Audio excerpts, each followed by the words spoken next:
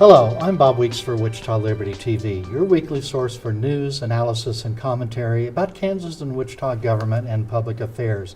Broadcast on Great Plains Television, that's channel 26.1, Sunday morning at 8:30, repeated in the afternoon at 4:30, but we've also got some other broadcast times on Saturday and Sunday on other channels, so check our website, you'll find that all there. That's the Voice for Liberty at wichitaliberty.org. You'll find show notes there for today's episode, all the other old episodes of Wichita Liberty TV, and all the other content that I and others produce. So we have John Whitmer with us today as our special guest. He's a member of the Kansas House of Representatives, a Republican representing District 93. That covers a little sliver of southwest Wichita, but the towns of Cheney, Clearwater, and Viola, and also parts of Goddard, Hayesville, and Mulvane. First elected in 2014, he's Vice Chair of Corrections and Juvenile Justice Committee. So this seems like quite a hodgepodge of little towns you've got your hands in. Yeah, you know, and it's funny when you compare my district with some of my colleagues in western Kansas, it's relatively small.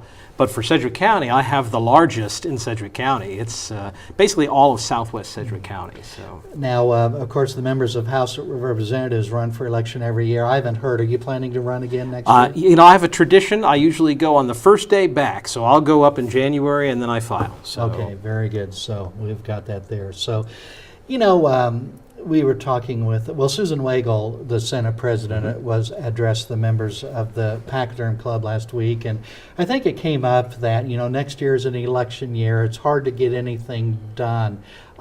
You hear that all the time, John. What does that really mean? It's hard to get anything done during an election year. I thought you guys were up there to do your job and do some good. You know, I think that's a good observation. I think that's malarkey. I think, you know, if there's, it comes down to will.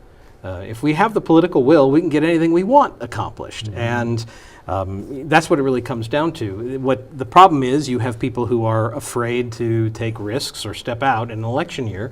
Some people think if they do it in the off year, then the voters will forget by the time they have faced the ballot box 2 years later. I don't think there's going to be anything coming up next year that I'm going to be afraid of, but then again, I'm not voting for another tax increase. And some of my colleagues may be willing to do that. So I think we'll get plenty accomplished. I know there's some bills. I'm going to try and reduce the sales tax on food again, and I'll get them on the record if they want to vote against that in an election year. Knock themselves out. So we do have a problem with sales tax on food. I've done some extensive research and found out that, now I can't remember the numbers, but for the lowest quintile, the lowest 20% of income households, it's extremely burdensome to them as a percent of their after-tax income to buy food. And yeah, we don't seem to be making any progress with that. There's been, I think, bills to maybe reduce it by 1 cent, which is a little thing, but in a lot of states, the sales tax is either like half of the regular retail sales tax, maybe just 1 or 2%, or even 0 in some states. The bill I tried last year would have lowered the sales tax on food by 1%. And I would love to eliminate it completely. The problem is paying for that. What's the fiscal note on that? Well, there is none. And that's why I've run it the way I've run it. What I'm doing is I'm paying for it. I kind of have a personal thing. I don't run a bill without it being paid for. It's something that Representative Rubin taught me my first year up there, is don't have a fiscal note on anything that you bring to the table. So it's just sort of a personal thing of mine that I'm not going to bring a bill to the floor that isn't paid for.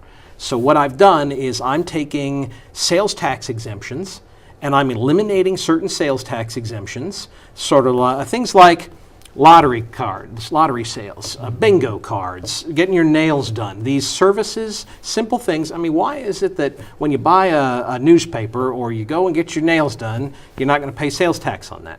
These are very simple things. So by eliminating these basic service sales tax exemptions, I can then lower the sales tax on food to pay for that. It's about a $66 million fiscal note. So that's for 1%. So if you wanted to eliminate it completely, it's about $600 million. Yeah, I had thought that in a couple years ago past, someone had estimated about $450 million or something. It's bigger now because we've raised sales tax. Yeah, to eliminate it altogether. Right. You know, it's quite a pile of money, and in light of some of the other challenges the state's going to face, satisfying the Supreme Court and so forth, that could be pretty problematic. If we choose to satisfy the Supreme Court. Yeah, okay, there we go. Well, maybe When, that on when, next when, segment. when but- has the legislature declined to satisfy the Supreme Court of Kansas? Maybe we should. Maybe it's high time that we chose to do that. But that may be another topic. In just a moment before we take our break, there's been some sexual harassment scandals, mostly involving the Democratic Party. Do you know who the unnamed harasser is? I don't. I've kind of stayed out of that. We're talking the Kansas State House. I'm assuming. Not to be confused part of it for me with- is these are personnel records. So you've got privacy issues on both sides. I think, yes, you have a victim here, and I think you've got privacy concerns on both sides. So I don't know any of that information, nor would I disclose it if I had it. So. Okay. Well, we're going to take our first commercial break, and when we get back, we'll talk about some, not to say that that's not important, but some other important things as well. We'll be back in just a moment.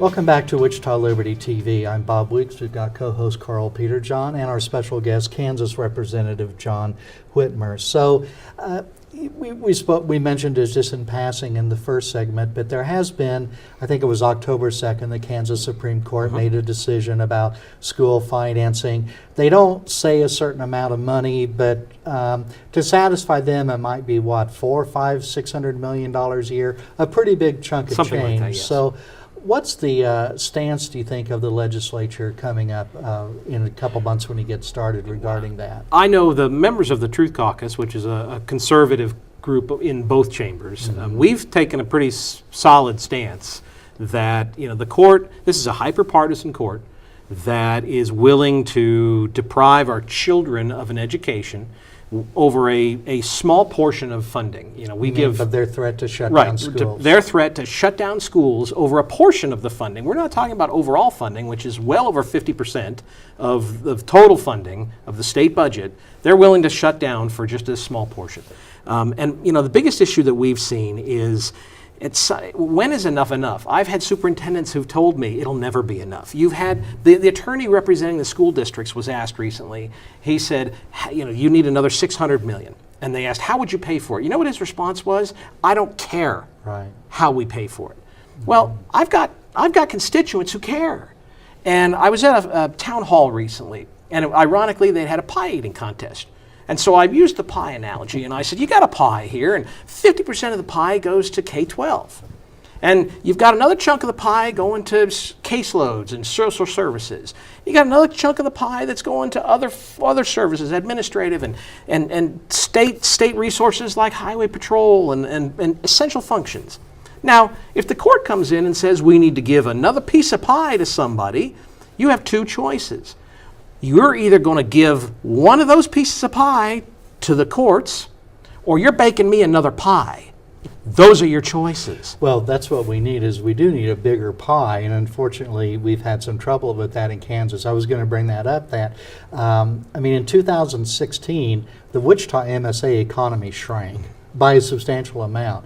And now we've got something that may impact your constituents directly, is the possibility of a food processing plant, the Tyson chicken plant, possibly coming to Sedgwick County, or maybe not. And if it comes to Sedgwick County, your district, the southwest part of the county, is a place where they very might well choose.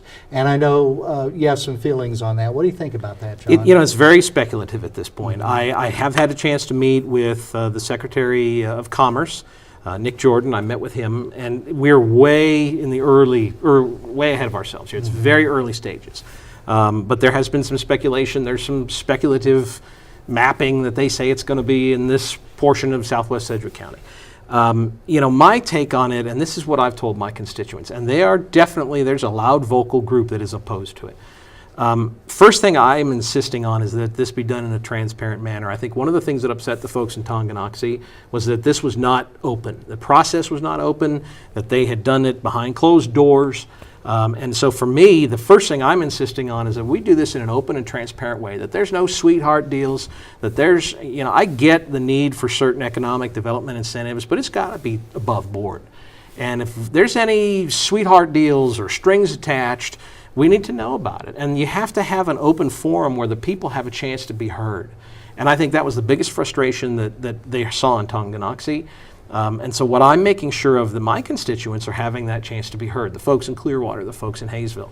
There are some issues about the illegal immigrant workforce, and I've made sure that my county commissioners know that if the county is going to put anything towards this deal, economic incentive-wise, tax abatements, whatever, they need to put a caveat on there that says any jobs must go through E-Verify, so that you require Tyson to E-Verify every position to help eliminate at least that issue. For me, I think there are other places that this could probably go, other areas that this could be located other than a new development. Mm-hmm. You've got existing industrial sites within Sedgwick County that could be repurposed. Mm-hmm. You've got areas that already have industrial facilities and property that could be rezoned for this rather than coming out into a ag area and devaluing that property. Let me ask you, or water Representative, use. you said it's tentative at this point. Very early. I've heard that there are 3 locations in Kansas being considered. Mm-hmm. 3 counties. But are there other places outside Kansas being considered? I believe so, yes. Do you have any idea how many other? Or? I don't. I know that it's Sedgwick County, Cloud County, and Montgomery County are the 3 counties. And I don't know where Tyson is. I've not spoken to where they are in their process. I've not spoken to anyone from Tyson, and nor would I. I have no influence on this issue whatsoever. Well, let me ask you, the state does have some money that they dedicate for economic development. Is there anything on the table that's been offered to them that I have no idea. That would all come through the Department of Commerce. At my level, we'd have no influence on that whatsoever. You would know. I mean, as a former county commissioner, the county's going to have some say in that. I think the biggest thing that they'll ask for are industrial revenue Yep. bonds from Sedgwick County. Yep. That's what Leavenworth County was prepared to offer in Tonganoxie, but then they withdrew that after there was such a mess up there. And we do have quite a vocal group down here. Yes. And I think that in many cases they're misinformed or uninformed. And I'll say it again, that there's a lot of them that just don't like business or capitalism. They'd rather have people getting a paycheck from the government for not working than an actual paycheck for starting a not necessarily a career, but we oftentimes forget that that first job or first real job is sometimes the most important. And a lot of the people that go to work there aren't going to be working there forever. They're going to get some experience and maybe go on elsewhere. And it should be noted, these are decent jobs. I mean, even the starting jobs are $13 to $15 an hour. Mm-hmm. That being said, the folks that live in these areas have a right to be heard. And I just want to make sure that the people making this decision are listening to them. And that's the key. And as long as they're heard, then at least then everybody has a right to be heard. And I think that's the key. So. Very good. Well, let's take another commercial break from this episode of Wichita Liberty TV. We'll be back in just a moment.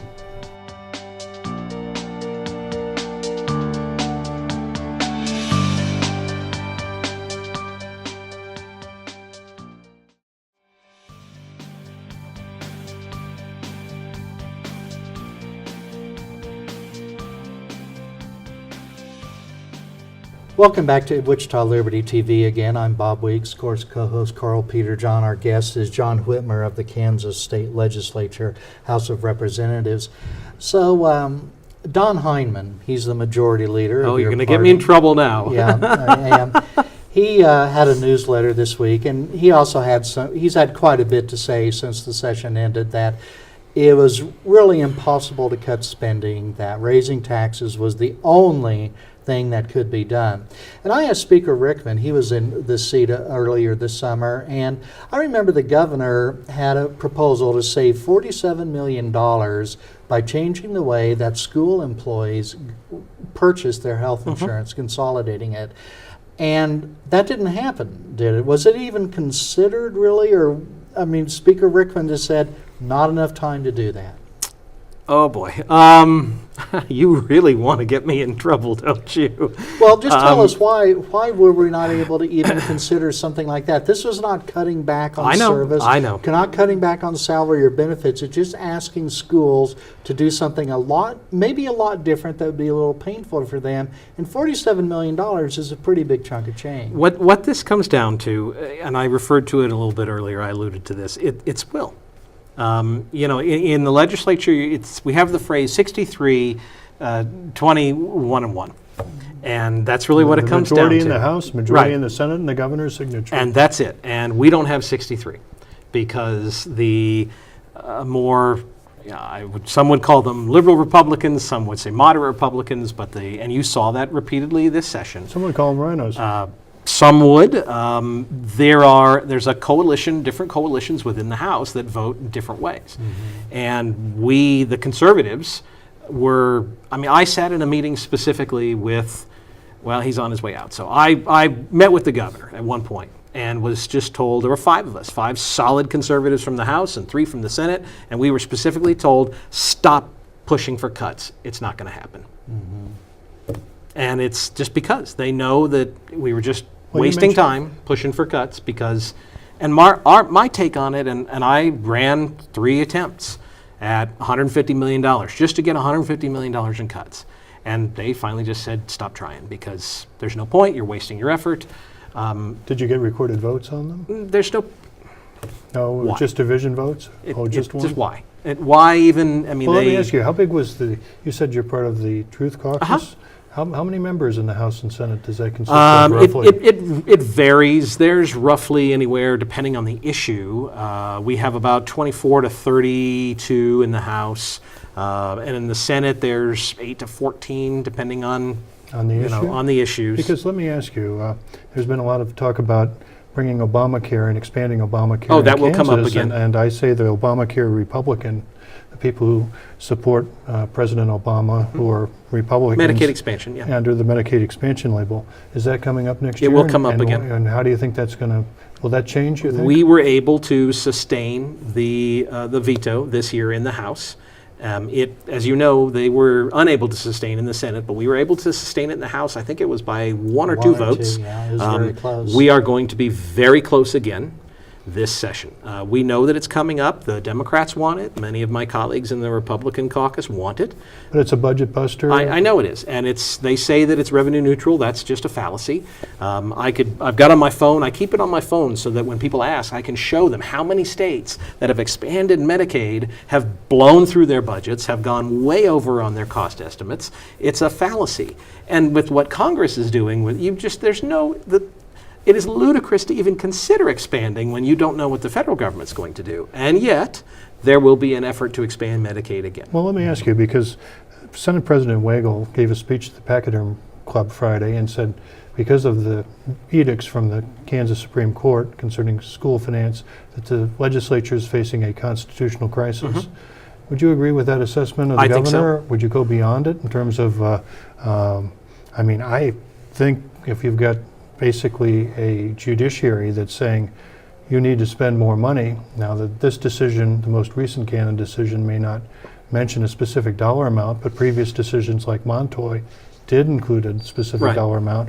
We're no longer a democratic republic. We're moving towards a judicial oligopoly. I think Or we know, oligarchy. we all know how Oligarchy. much I they misspoke. want. Oligarchy. We all know how much they want. Well, do we? Do we look, really? Adequacy and equitable are not in the Constitution, yet somehow they've found them there. My guess is within the next 2 or 3 weeks, they're going to find a right to an abortion in our Constitution. This is the most hyper-partisan court that we've seen. They're the most overturned Supreme Court in Kansas history. It took them 16 years to get the Carr brothers' decision wrong. And yet, we listen to this court. Yeah, when you have Right. Ruth Ginsburg and Judge Scalia Scalia. Agreeing. that the Kansas court was wrong on the law, not the policy, Right. but the law, that I think really says something. Well, John, we're going to take our last break here for Wichita Liberty TV. We'll be back in just a moment.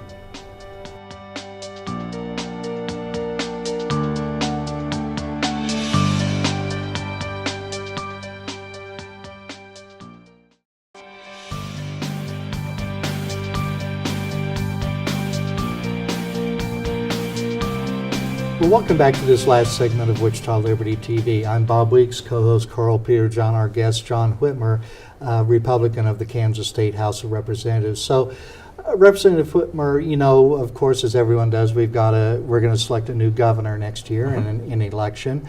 And there's quite a few Republicans and Democrats and independents and even some children, teenagers running there.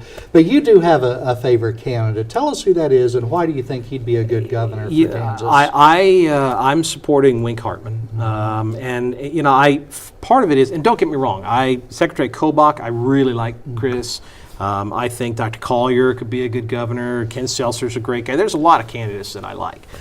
For me, I'm looking for someone who could kind of stir things up a little bit and bring an outside perspective, a business perspective, and so for me, that's what I was looking for.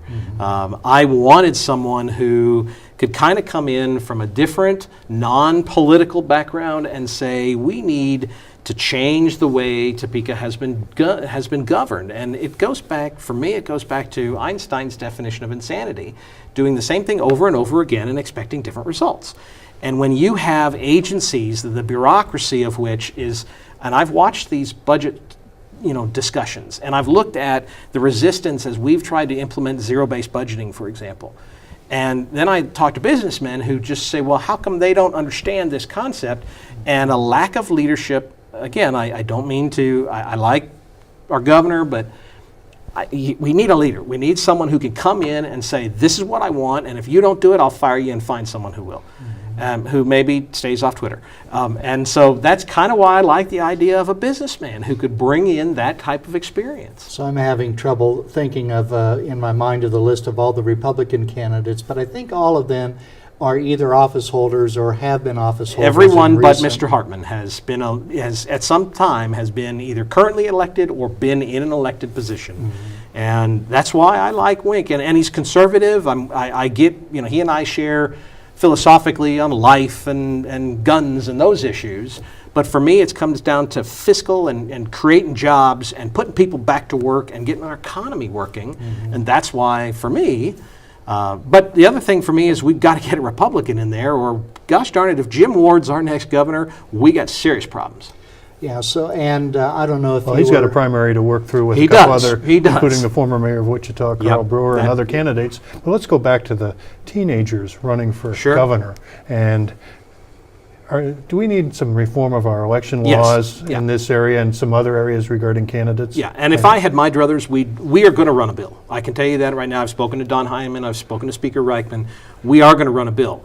There has been some discussion that would have an age requirement. That would have age and residency, because right now there's no residency requirement either. Now, there has been discussion whether or not we can make it effective for the 2018 session, or if it has to be put back to 2020. Because the filing deadline's June 1. Correct. And the legislature, the laws generally, unless you make it an emergency. Unless we did it for publication upon, and that's what I think we should do. Primarily because, and don't get me wrong, I'm glad to see these kids getting involved in the political process, but some of them aren't even able to vote yet. And if you haven't been able to balance a checkbook, if you're still needing your parents to give you allowance money, how are you going to cover the $2,000 filing fee? And this is a serious process. We have serious candidates that are trying to work on a billion dollar budget. Well, that's only general fund. If you all funds, about $15 billion. Thank you. Yeah, you don't need. We just need to make. And it's not about picking on anybody. It's certainly not a partisan issue because the Democrats have the kids in there too. But John, Representative, are you saying in terms of residency requirement, we could have somebody from California? Correct. Yeah, Ted Nugent could decide to run for Kansas governor, and so could Rosie O'Donnell if they wanted. Perfectly legal under current law. Under current law. That's incredible. Technically, if you could get Bob's cat to put her paw print on it, and a filing fee? And a filing fee, then Bob's cat, because all you have to do is be able to sign. So technically, even that could be, someone could challenge it. But yeah, there's no even species. It's something that was never addressed, because who thought back in the day that someone from out of state would try it, or I some. think people would vote for Tippy Lynn. I- She's yeah, a Tippy Lynn. good-looking cat. I would without vote for a doubt. Tippy Lynn before I would vote for some of the Democrats on the ballot. That's for sure. Well, so anyway, I do hope to have as many candidates, both Republican and Democrats, for governor as we can on the show. I'm not going to invite the teenagers. I'm just not going to do it. But we have other races too. For example, Secretary of State, Yep. we have a number of experienced and qualified candidates, 3 or 4, if I'm thinking right. And 3 that I'm aware And of. some who are either current or past legislative colleagues of Yep, yours, I yep. believe. But in just the moment or so we have left, with all the Republicans especially that are running for governor, do you see all of them actually lasting through filing No, deadline no. in June? You think some will see, I'm having trouble raising money? Yes. And there are a few going to drop I out. wouldn't be surprised if after the first of the year, money's a big issue. You've got some that can self-fund. You've got others that are going to realize. And 'Cause maybe right now, it doesn't cost hardly anything to get out there and, No. and start running around the state, holding focus group meetings Sure, and so forth. right. But And- once you have to have a campaign team in place, and you've got to have staff, and you've got to start doing mailings, it gets awfully expensive. Trust me. So, yeah, I think that's right, that some of these candidates will probably drop out anyway. So, well, Representative Whitmer, we're out of time for today, so thanks very much for being our Anytime. guest. Karl, Peterjohn, co-host, thanks for your contributions. And as always, I'm Bob Weeks. Thanks for watching. We'll see you next week.